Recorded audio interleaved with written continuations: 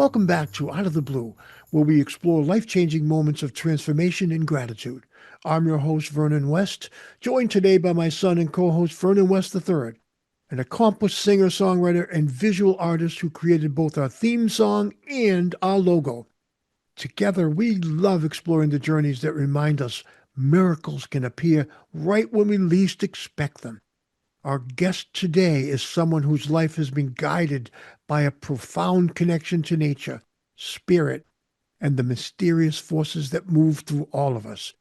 Dr. Janine Ambrose grew up on a farm where the rhythms of the earth became her first teachers, harvesting organic vegetables, riding horses, and listening to the quiet wisdom of the natural world.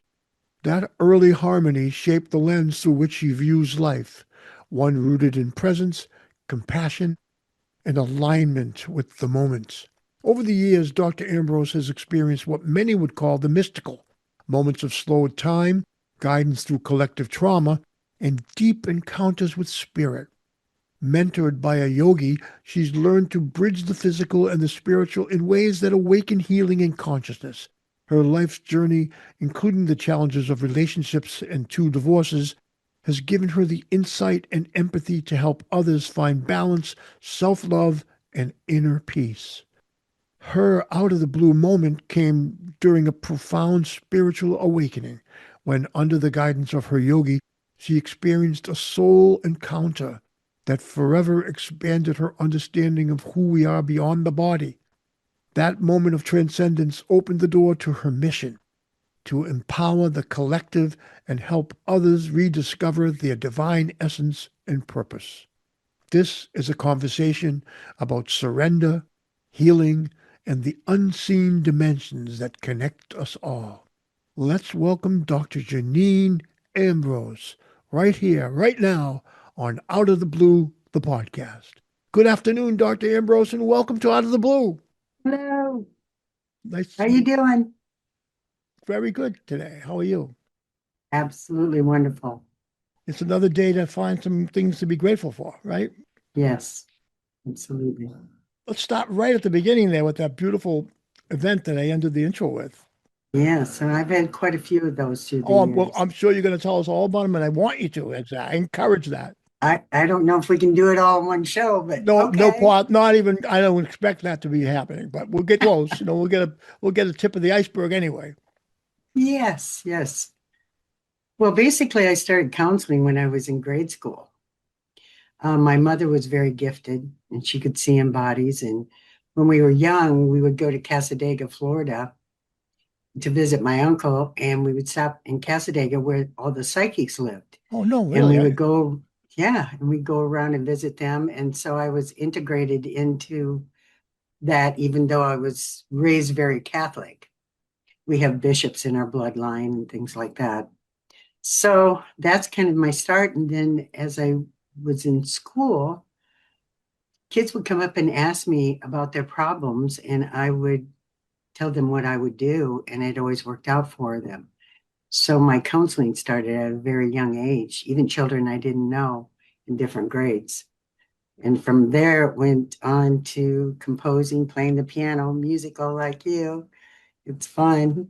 And my And son as well. He's very much a yeah, gifted musician. what all instruments do you play, Vernon? Which Vernon, me? Yeah, Vernon number Okay. 3. Um, I play guitar, I sing, and I'm a drummer in like 3 bands at the moment. Oh my, you're And you busy. sing while you play drums too. And yes, I do some backup harmonies. I'm good at harmonizing and stuff like that. I'm a Swiss Army knife type of musician. Those Utility are the man. best. Those are the Yeah, oh yeah. best. It's got me a lot of work, genuinely. And Vernon plays in 2 of my projects with him, with the VW Bus Band and the West Boys, which I'll send you the links. You can check it out. And you said you're a pianist? Oh, well, I studied classical out of Chicago when I was young and student taught in high school. And then I played in a rock band in my early 20s. My brother was a drummer, and I played keyboards. I had a Hammond N2 and a Wurlitzer Electric. Whoa, Oh, a Hammond organ you had? Yeah, Oh, used to those are haul wonderful. that. Yeah. What Can you did you have? Whoa, imagine? Did you have the speaker? the The Leslie? Leslie. Oh yeah. Oh yeah. Those. We played a Wow, lot that's of fun. Kansas. Oh boy, So Sure. I did a show with Kansas. I did you love them. really? They're sweet. They're great guys. They're really nice guys. I have been to Kansas, so And your little dog too. That's fun. I had to one up. There No, you I'm go. There kidding. you go. And But you that's did. amazing. And a Wurlitzer too. Those are awesome. You don't see them much anymore, but they sound so good. So yeah, and then after that I started just composing because I've studied sound frequency and I teach metaphysics.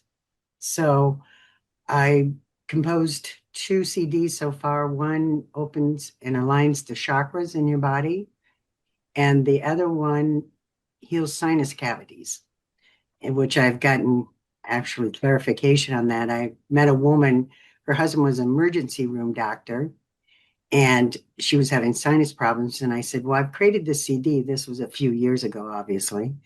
Um, I said, listen to it and tell me what you think, because I put healing frequencies under my music.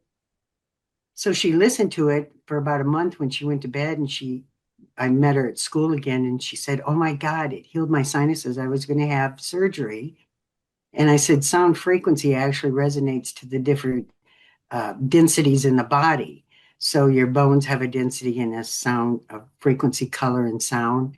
Your brain, every different mass that's put together has a vibration. So I really feel in the future that's basically what's going to be a lot of the healing is through frequency and sound. Oh, I can't agree more. When did you get the moment with the yogi that I talked about in your intro? Well, that was the first time I met her. I was having all kinds of experiences, and I heard about her in Iowa How old City. were you at that time? I was in my early 30s, Okay, so you were and I had up to then you were living in that place in Florida, or you visited there? no, we just visited there. I pretty much lived in Iowa. I lived in Minneapolis for a while, so I was the farm girl in me. I like the seasons. So, but I have on my website, I met with an eco-friendly architect and I had a dream about a center to be built. That's funny you mentioned that. And it's on my website. And he came to hear me play the piano. I was composing someplace and he came to hear me play and he designed the center just from my music. I hadn't even described it to him. And so we've put together that on my website because that's my dream too. And it has a center where it you can go in and it has elixirs and people can rent it out for weddings, whatever they want to rent it out for. And then the next part of it is teaching about alternative therapies because I teach those. And then there'll be a center for a hospital to bring people back that are really sick with holistic doctors. And then the last part of it, section of it, is a streaming for music, video, um, anything like that. Would that be like music that's like focused on like putting out those like healing frequencies, or is it just kind of like because music is harmony and harmony is healing? You know, it's basically anything. I mean, it can be used for anything. I don't look at things as in a box. Whatever works, works. I actually went somewhere once to, I was taken to a place where they were showing me when I walked in the door, it was like, I don't know if it was a different planet or what. Anyway, when I walked in the door, I walked on crystals and colors and sounds when I walked in. The flooring was like that. So when I walked in, it actually shifted your vibration when you walked in. Then there were different rooms. In one room I was taken in, I was showing that uh, he said, do you notice how clean the air is? Because it was outdoors. And I said, yeah. And he said, the people here visualize like, and the only way he could describe it to me that I could understand is like a cheesecloth around their planet so that none of the negativity and the toxins or pollutants came in. Then he took me in a room with some babies and there were high frequencies going on that you could barely hear. And they were downloading these babies with this high frequency. And then the last room they took me in was like like a record player with a thing that went around, and the top of it opened up, and it sent a frequency out into the universe to affect the universe. So I mean, there's so many neat things that can build, like that walkway with crystals, music, and color.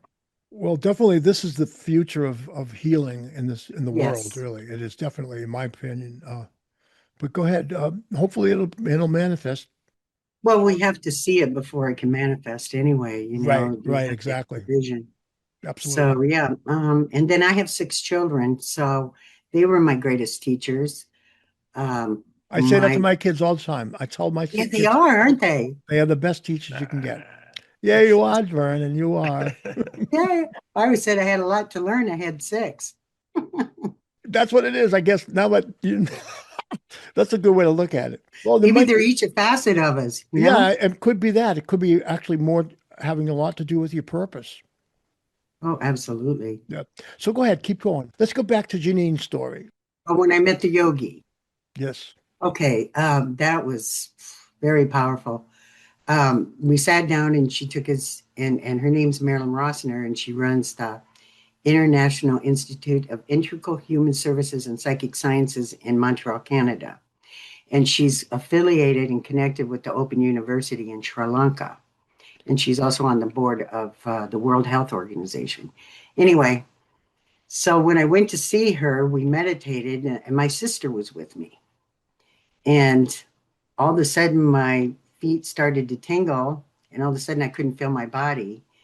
And so I really didn't know what happened, but I guess I went into this crippled paraplegic form. And my yogi came over and said, "This is a young child that was burned in a fire that got lost, and a lost soul. That's what they call them, where they get caught interdimensionally, but they haven't moved on to the spirit world and they still aren't off the earth plane." Anyway, this child came into my body and she came over and she moved it on. And so for probably 15 minutes, I never moved a muscle. And then finally, I remember having some tingling in my fingers, and all of a sudden, I felt my body come back. And so after that, that's when she came up to me and she said, "You need to come to Canada. You need to take our college courses, and because this is your path." And so that was a pretty big awakening That's in kind my of what, journey. Whoa. yeah, that's what Out of the Blue is all about, man. You certainly got the call. I think that that's what happens if you really, everybody we've had on the podcast, when they have an Out of the Blue moment, it is basically the universe, the creator, whatever they want to characterize it, speaking to them and giving you instructions. And if you, and I think that in proportion to the uh, to the amount you listen and pay attention, the more those messages keep coming. What do you think? Oh, well, since then, I mean, I have another story I can tell you. I took my son, I have a grandson that was 8 months younger than my last son, and my daughter to this, it's called the Imaginarium. And so when we walked in there, there was a glass thing with a snake in it. And so for some reason, I walked up and I said, "Hey, you guys, I'm going to have the snake crawl up the glass and stick its tongue out." And they go, "Right, mom," whatever. So I looked at the snake, I visualized it, I said it, and the snake climbed up and stuck its tongue out. And we all were in shock. I was even in shock. I couldn't believe it worked. So then we went downstairs, and there was a python down there in a great big glass thing. And my son Phoenix said, "Mom, I want to try what you did. How'd you do that?" And I said, "Honey, all I did was visualize it with my mind and then spoke it, because sound carries thought." So he stood there in front of the glass and he said it. And all of a sudden, you know how they look dead in those things? All of a sudden, one eye came open, the other eye, and it crawled over and crawled up the glass. And the hair was standing on the back of our necks because it was such an experience to see. So that showed me that I can communicate, and all of us can communicate with animals. They're very, very receptive. When you think how birds can sing as loud as they do when they're so little, uh, nature to me is just amazing. So that was a pretty I agree. interesting one. That's a really good one. Tell us some more. Oh, okay. Well, I wrote a couple down here. Go ahead. Make sure I wanted to talk about it. Well, the thing about time was I always played volleyball, actually till I was 60. And when I was playing this, I played co-ed, so these guys had hit the ball so hard. And he kind of knew I was the weakest link at that point. So he kept hitting it really hard and I'd miss it. And I'm not sure actually what I did, but I said, I will hit it this time. And when he sent it over, it went into slow motion. And I went down with my hands and hit it back over, and then time came back. So I actually slowed down time, but I really don't know how I did it. It's amazing. I wonder if I that was know. more along the lines of perception, like your senses it's like the way slow motion works with film. S- The Possibly. high speed camera, you shoot the scene with a high speed camera, and it gets more frames per second. So then you play it at the regular speed, and all of a sudden it's slow.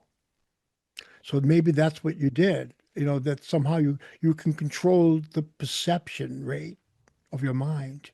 I think we can do a lot more than what we think we can. Oh, At least I've been amazing. I showing that. definitely agree with It's that. just amazing. And another story that just was recent, I was investing in something and I was struggling with investing in it. So I stood in my living room and I just said, okay, if I'm supposed to do this, then you have to have a raven come out on my patio and caw at me, or I'm not going to do it. So I was working on my computer and had the door open and a bird flew up. And I looked and I said, no, it can't be a bird. I said, it has to be a raven. All of a sudden, a raven flies up, lands on my deck, and is cawing at me. And I said, okay, I'll do it. What did it ask you to do? Well, the thing I was doing, whatever you put out in the universe can come back when you're focused and you put energy with it. And I was showing by the universe, spirits, whatever, that I was supposed to do it. And so it manifested. So things that are supposed to happen to us, and everything we've been through in our life is necessary to make us who we are and how we help other people. So the more difficult the times, the more challenges we overcome and find peace and harmony, the more powerful we become in making a difference in the world. At least that's how I feel. I think that's incredible. And my own personal, I got to inject one personal thing here. I've had things happen with completely out of the blue, something would manifest. In this case, it had to do with my musical career. When I was playing a nightclub in the middle of nowhere, found out that it actually wasn't in the middle of nowhere. It was at the top of a hill with a huge amphitheater.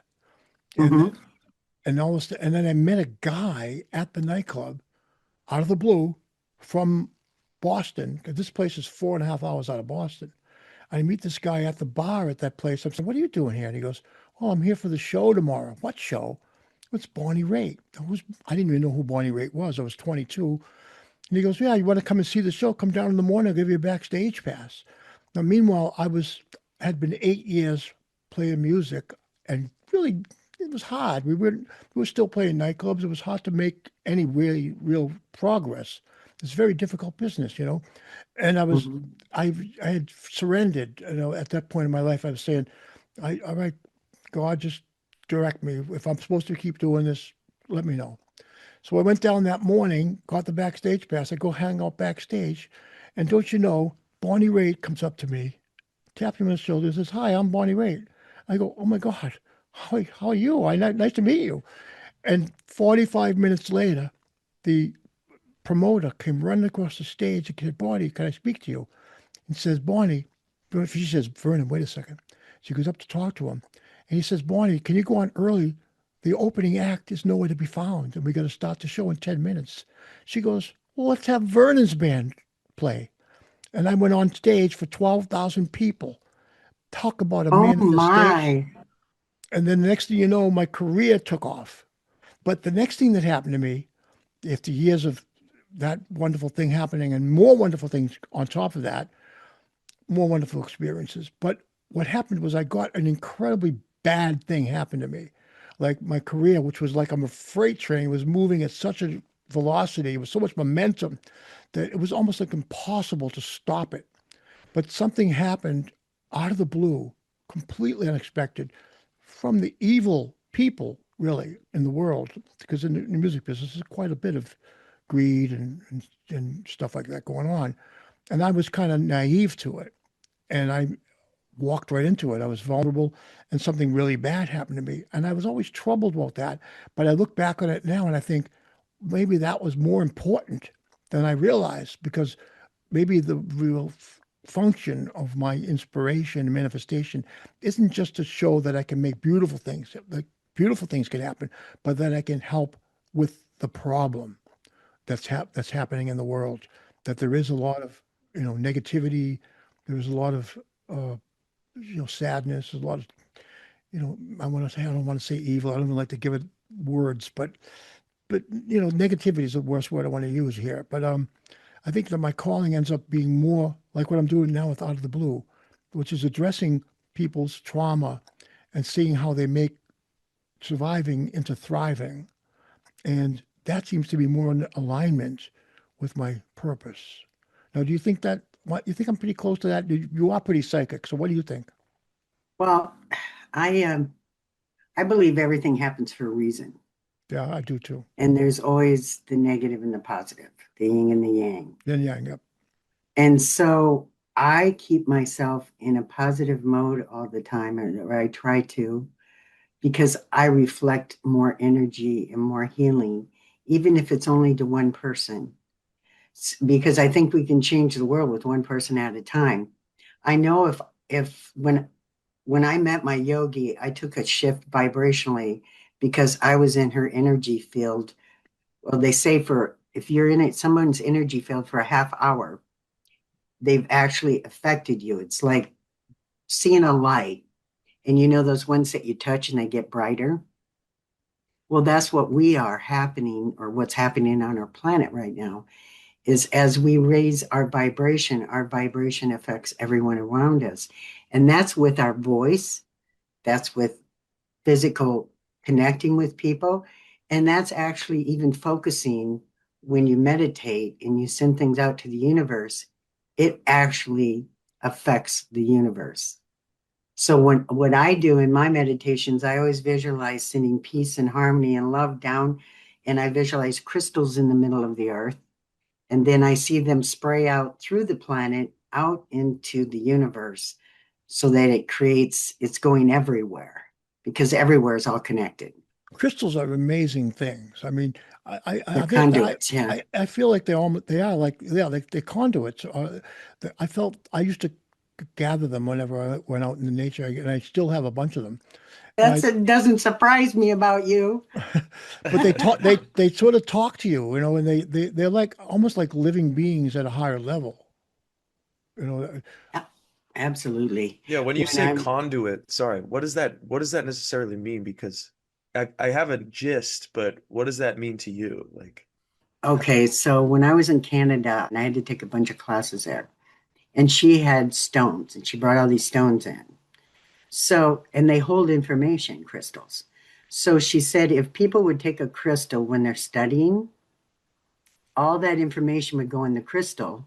And then if they would go take the test and hold the stone, the information would come through. So they hold information. And I actually know that at one point they were using crystals in computers because they hold so much information. But it's also a conduit. It takes in and it gives out. Do you understand what I'm saying now? uh, All stones are that way. You like it hold a holds stone, vibration or something along those lines. it holds everything's information. made. It holds Yeah. information, right? I think aren't we all basically conduits? I mean, Oh, yeah, we are exactly that. absolutely. I wrote a book called, well, my son helped me write it. When he was little, he had ADD. He was real high energy, extremely high energy, and he was being naughty at school. So we started writing stories where he was a hero. and it's called it's McDermott Mysteries because that's my mother's maiden name, my Irish background, and Zubak and the Secret Mountain. And the thing is that he helped me write the book. And in the book, I talk about stone soup because that came to me when I was writing it because stones hold minerals. And actually, if you did put them in the soup, it would have an effect on the soup. So, and since everything is made up of atoms, I'm saying everything in the universe, everything has a frequency, color, and sound. And that's why we can connect with everything. It's pretty simple, actually. It's not complicated. Yep. It's the simplest things that are the most real. Absolutely. And like in cooking too, the simplest recipes are the best sometimes. So you've met the yogi, you've had this amazing out of the blue experience that changed your tone, basically, your vibration, as you put it. I completely get that too. I can see that. As you were saying that, I think that when I sat for an hour talking to Barney Raitt, that's what happened. Absolutely. I picked up some of that vibration. Absolutely.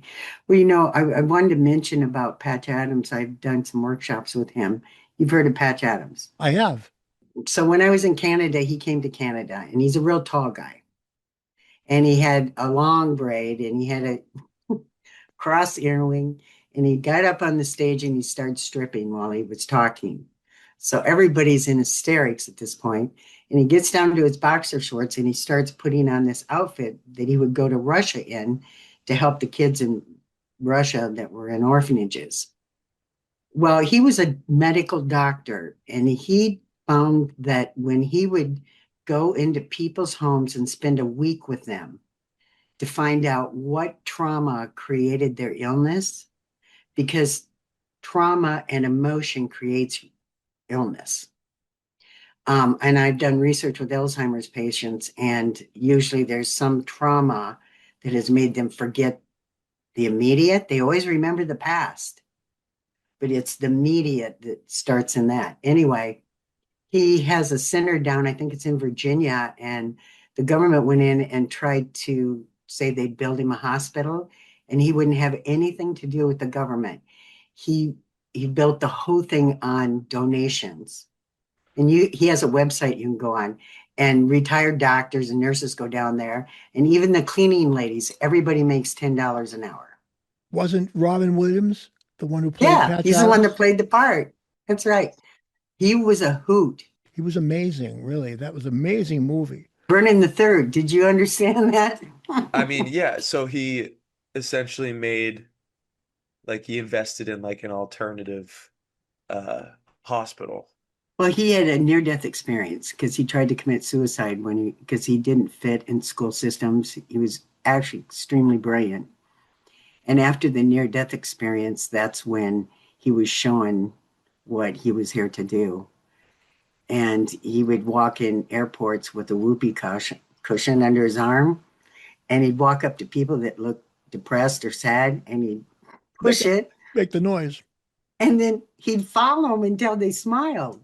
I mean, he was just a hoot. That's why Just Robin totally a Williams hoot. does such a great job with that role. Sure, that makes sense. He's that character. He Yeah. He was is that that kind character. of person too. Yeah. Yes, he was very heartfelt. That's interesting. It's like we're talking about sound being healing. Also being able to laugh and let it's like it is a form of like letting go. Like you ever been in like a mood or something where someone's trying to make you laugh and you want to laugh but you stubbornly don't? There is like a sort of a veil you need to let go of in order to be free enough to laugh. And then that is very healing. Oh, Laughter I is the do best absolutely. medicine. I knew you were gonna say that. But yes, We I couldn't agree. help it. I know. That's called low hanging fruit. Sure. Um, but it's a reason. There's a reason that's a saying because it does help. Have you read the book The Secret? No, I haven't. I have. It's about like, it talks about visualization and manifesting and like how to do it practically. It talks about something like you said with the raven where for a visualization practice, you imagine like a blue feather, and then really picture it, feel it in your mind, and then let it go, and then see how long it takes for you to find that. But anyway, I lost my train of thought. No, I didn't. Okay, so there's a story in that about a someone who was like terminally ill, and instead of focusing too much on it and like I guess even taking medicine and things like that, they just spent all their last hours watching comedies and watching funny movies and talking about funny stories, like no sort of like focusing on any negative energy, even like the illness itself and the practical things that one might expect they need to do. They're just focused on funny movies, as laughing as much as possible, and were eventually cured of their illness. And it feels like there's some level of healing that comes from like letting that weight off your shoulders and laughing, and because when you laugh, you really are present, and there's a lot of gratitude in the laughter. It's like you're making funny noises out of joy. Yeah. There's I can't explain it necessarily, but maybe you have some insight onto how that is actually healing. Yeah, whatever you focus on, you create. So a couple of years ago, I just moved to Des Moines, where I live now, and I just bought a concert grand piano, a used one, because I play. And so we came down here, and I rented this big old Victorian house. I rented the bottom part because I didn't know where I wanted to move yet, so I could fit my piano in there. Well, I think we lived there 6 months. My daughter was with me, and there was a fire. And so I lost everything in the fire. But not only that, a couple of days later, people came in and stole all my jewelry, because you're so traumatized by it. So I watched funny shows. In fact, I watch a lot of Asian shows because they're really funny, because American shows are way too violent for me.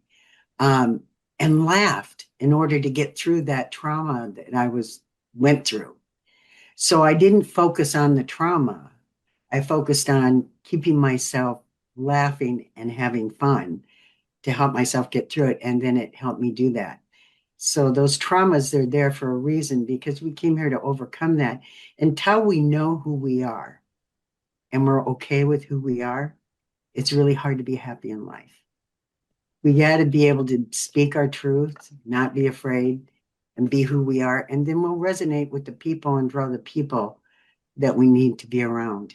Not that we alienate anyone, but I have many friends I've left behind as I've progressed in my awakening while I'm here. Yeah. And I still am nice to them. I just I hear that. I've at a definitely, different place. Yeah. I'm experiencing that as we speak. I am experiencing that. And it's interesting that you mentioned it. Yeah, I guess I'm hearing what I have to hear too. This is really a great podcast today. I'm enjoying this immensely. So mine. And the fact is, when we do this podcast, when we have this conversation, and when we live our lives, I don't think there's any other purpose than to live your truth, speak the truth. Be kind. Yeah, and be kind, of course. Be number one. We have to take care of each other. That's one of the things I remembered from Bonnie Ray at that show, and I never forgot it. And I used it at the end of every one of my shows. Her last thing she said to the audience was, "Take care of each other." And I was, wow, no one ever says that at the end of shows. The first time I ever heard it. And I never heard it again, except when I say it. But There you go. I always said that at every end of every show after hearing Bonnie say it. Take care of each other. That's the number one purpose I think we have. And after that is, of course, be kind. You can't take care of each other if you're not being kind. That's not, the care implies you're being kind. You know what I mean? Mhm. I have 6 grandchildren, and as soon as they can talk, I make them say, "I am genius." Oh, I And I'll love say, that. "Say I'm genius," and they go, "I am genius. I am perfect. I am perfect." And then, That's um, wonderful. yeah, and so what are we programming our children? You're naughty. Don't do that. Or, instead of saying, um, no, don't, which is a double negative, and then they hear it positive if you do that. I say ta-ta, don't ta-ta. That's caca. I just create my own word that's not something that they repeat. Like when you say no to them all the time, you'll notice children will say no. No. So You had I've worked with a lot of children too. So you've had gifted children. a loving mother and father, I'm guessing. Oh yeah. My mother was Irish and my father was German. That's why I say I'm perfect. I'm half and half.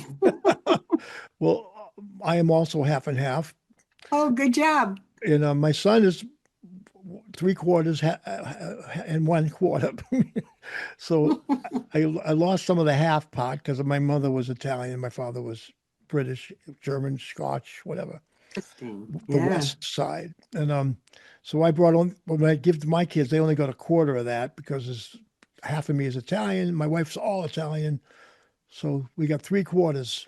But they turned out all right, I tell you. And I mean, I'm not a perfect dad, but I definitely resonated with what you said about saying that you're a genius. One of my friends a guy that used to work for me, and I worked for a newspaper, and I took him out. He was here for lunch one day, and went out for a walk with Vernon and his two sisters. We walked around the reservoir, and we came back to have lunch. And as soon as we got back, I gave everybody a piece of blank paper and some pencils, and I said, "Draw something you saw."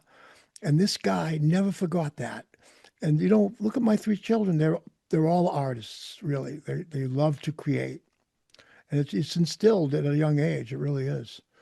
Because creating, I think, is one of the way we reflect the universe. We recreate. Mhm.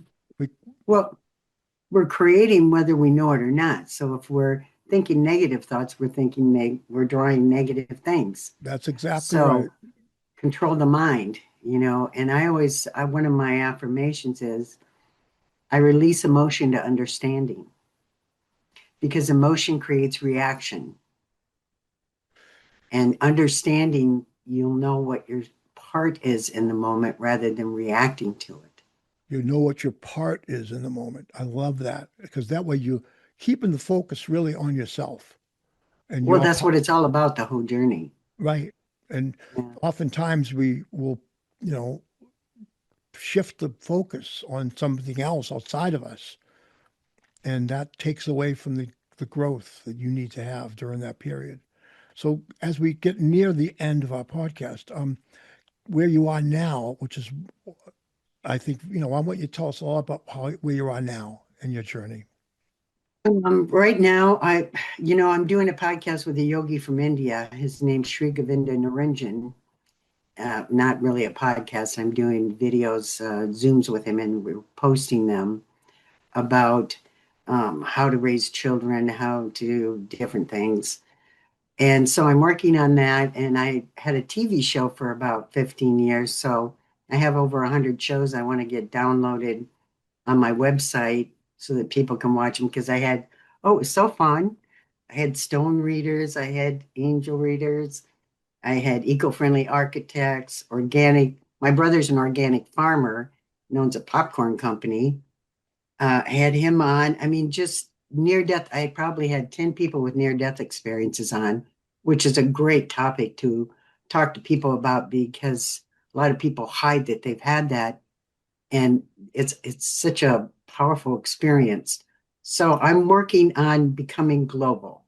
That's what I want to do. I want to help people at a global place, whether it be through music, art. I do artwork. And then I also wrote a book called Achieving Self Mastery. Achieving self-mastery. That's a wonderful place well, Janine Ambrose, wow.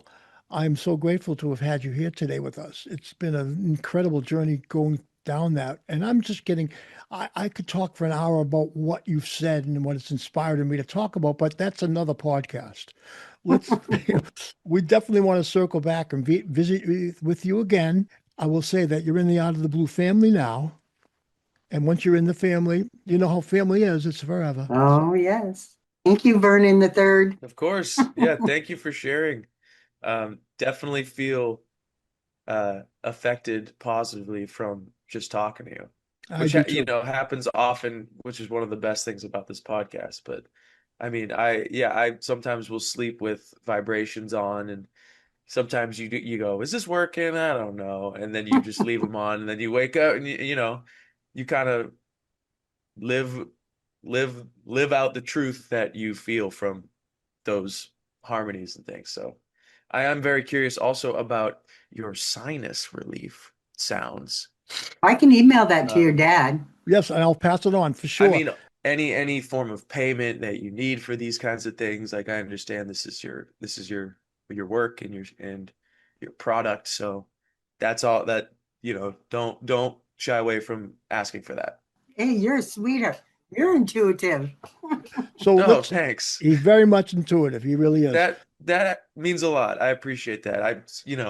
As I know this, I don't know if this will make it in the podcast necessarily, but I struggle with these things as of late. I think I'm in a point in my life where I'm figuring out who I am. I'm trying to take layers off to become a little more free and accepting of whatever my journey might be. As a musician, I know that you probably maybe experienced the pressure to become some level of successful, and then you realize, well, I just love music, so I'm just going to keep playing music.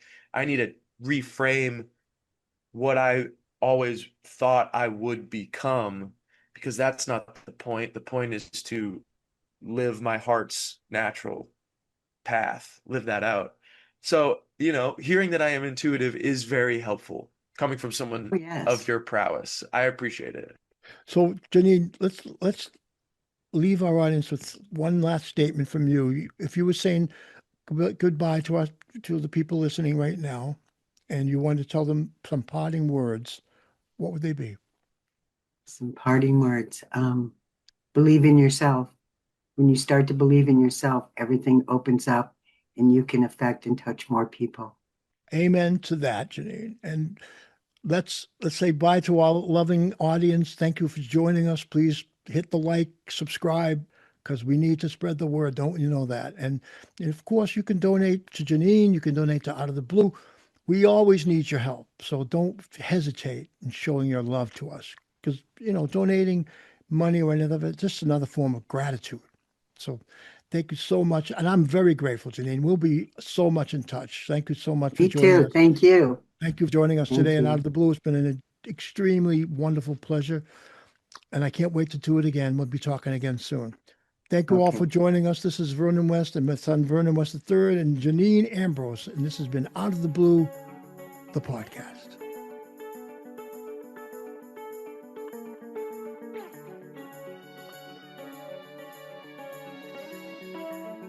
Out of the Blue, the podcast. Hosted by me, Vernon West. Co-hosted by Vernon West III. Edited by Joe Gallo. Music and logo by Vernon West III. Have an Out of the Blue story of your own you'd like to share? Reach us at info@outoftheblue-thepodcast.org. Subscribe to Out of the Blue on Apple Podcasts, Spotify, or wherever you get your podcasts, and on our website, outoftheblue-thepodcast.org.